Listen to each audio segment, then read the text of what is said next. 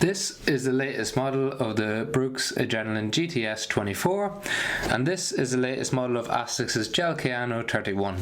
They're both maximum stability shoes within either range, and today we're going to compare both of them, break down the different specifications, and as a foot and ankle specialist I'm going to talk you through how these specifications influence your feet, whether you're walking, standing or going for runs. So the first thing we'll talk about is the amount of cushioning in each shoe. So you've got 35mm of cushion in the rear foot, 23mm of cushion in the forefoot in the Brooks, giving you a 12mm drop. In contrast to that, you've got a bit more cushioning on the Gel-Kayano, so you've got 40mm in the rear foot, 30mm in the forefoot, giving you less of a drop, so 10mm. Now you've got FF Blast cushioning in the ASICS Gel-Kayano with a gel piece that runs through it to give you extra comfort. In the Adrenaline, you've got the DNA Loft V3 nitrogen infused.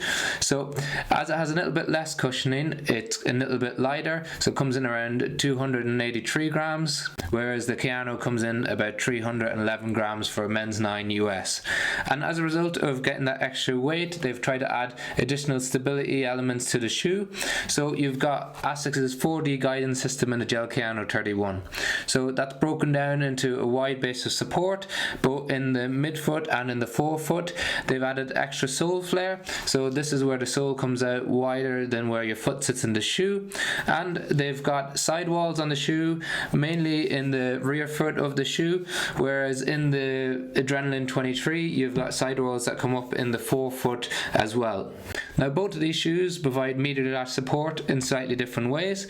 So you've got the go-to support system on the Brooks Adrenaline 23, so it's got a medial posting that goes from the heel all the way up to the end of the midfoot. Now you can really feel this in the shoe. As your foot moves inward, it provides resistance to it, pushing you back out again. In contrast to that, you've got the 4D guidance system, which is this different colored piece here in the Gel-Kayano. Now what this does is it's a smaller amount of resilient cushioning, and it sits directly under the medial arch of your foot. So rather than providing stability all the way along, it just sits under the arch of your foot, provides a bounce back, so as you pronate inward, so move inward, it provides the resistance to push you back out again. So it's not as prominent as what you get in the Adrenaline 24, but you can definitely feel it compared to the previous model of the Gel-Kayano.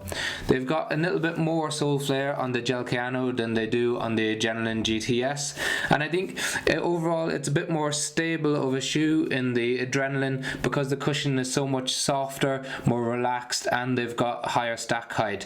Whereas in the Adrenaline 24 you've got a bit more firmer of a cushion. It's much more softer than what you got in the Model 23, but still firmer than what you get in the Kayano. So it's a bit firmer, and it's got a medial posting all the way down. It doesn't have as prominent of a lateral support in the forefoot, but it doesn't have the same stack height as what you get in the Kayano.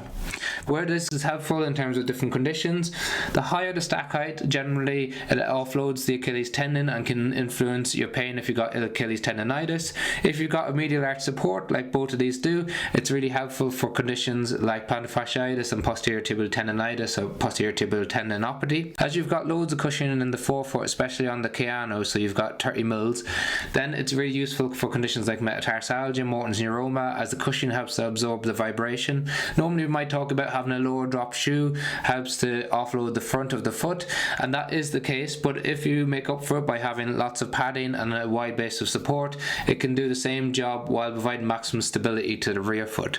Then both shoes have a really good posterior lateral heel bevel, so this is a slight angle at the back of the shoe. They've got a nice beveled up heel, which is better in the 24 than it is in the Model 23, and they've got a nice mid to forefoot rocker. The forefoot rocker comes in a little bit earlier on the 24 and a little bit later and more aggressive on the Gel-Kayano, and that in fact brings on a little bit more toe spring in the shoe.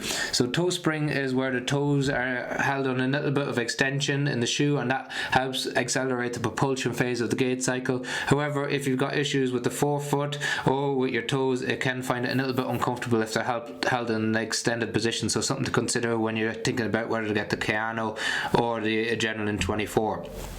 Then as we move up the shoe, both shoes are nice and broad in the forefoot, a little bit probably wider in the Kayano than it is in the Adrenaline, and there's a little bit less volume, so a little bit less height in the Adrenaline than what you get in the Kayano. But overall there's loads of space in there. In the Brooks you have a narrow, normal, wide and extra wide. In the Kayano you've got a normal, wide and extra wide available. So if you have a wider foot, the both of them will accommodate it. Just keep it in mind if the lower volume irritates you. So sometimes people, more likely men who have a bunion that affects the top of their big toe, the lower volume can just rub off it a little bit and make it a little bit uncomfortable. Otherwise, a really nice plush upper on both shoes.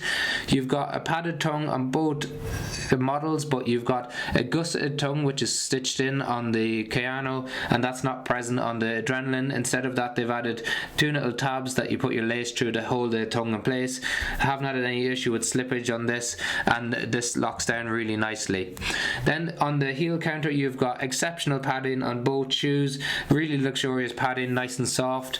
They have both stiff heel counters, which is really important with a stability shoe. By having a stiff heel counter, it stops your foot moving from side to side on top of the shoe. Can be influential if you've got conditions like a Haglund's deformity, as you can find it a little bit uncomfortable having that firmness against the back of the heel. Otherwise, an excellent stability element. So overall, there are some key differences in these shoes.